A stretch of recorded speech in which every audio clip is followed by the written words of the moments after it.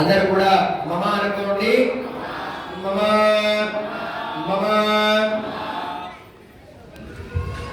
ప్రతిసారి మనం చెప్పుకునే విషయమే.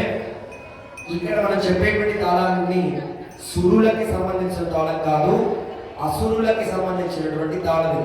ప్రతిరోజు ఏ సంవత్సరమైనా ఎప్పుడైనా మనం ఆఖరికి చెప్పే తాళము రాక్షసులకి, భూత ప్రేత పిశాచాది గణాలకి, యక్షేభ్యః, రాక్షసేభ్యః, గంధర్వేభ్యః, కిన్నరేభ్యః, కింపురుషేభ్యః అనేటువంటి మనుషులు దేవతలు అని రెండు జాతులు వేరువేరుగా ఎలా అయితే మనకి లోకంలో మనం చూస్తూ ఉన్నామో, ఇప్పుడు నేను చెప్పినటువంటి ఈ 6 కూడా పూర్తిగా వేరే కేటగిరీ.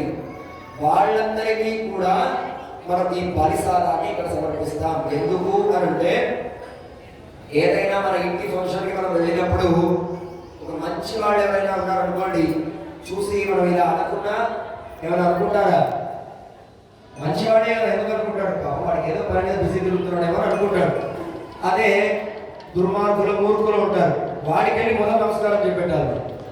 అప్పుడు మన గురించి చెడుగా వాళ్ళ దగ్గర చెప్పకుండా ఉంటాడు. కాబట్టి వంగకి ఒక దండం ఏదైనా సమర్పించడమే అనుకోండి, మన దగ్గరికి రాకుండా ఉంటారు. కాబట్టి ముందుగానే ఆలయం లోపలికి ఈ 6 జాతుల వాళ్ళకి అనుమతి ఇవ్వడం లేకుండా వాళ్ళు ఇక్కడిక్కడే తిరిగేటువంటి విధంగా ఉంటుంది మనకి శాస్త్రం.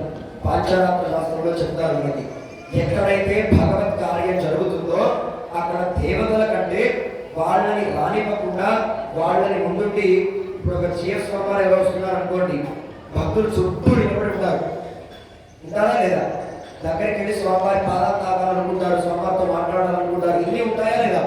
కానీ వెళ్ళనిస్తారా? వాళ్ళ చుట్టుపక్కల ఏమైనా కావాలా ఉంటారా లేదా? ఆ విధంగా దేవతలని కూడా ముందుకు రానివ్వకుండా ఉండే గణాలివి.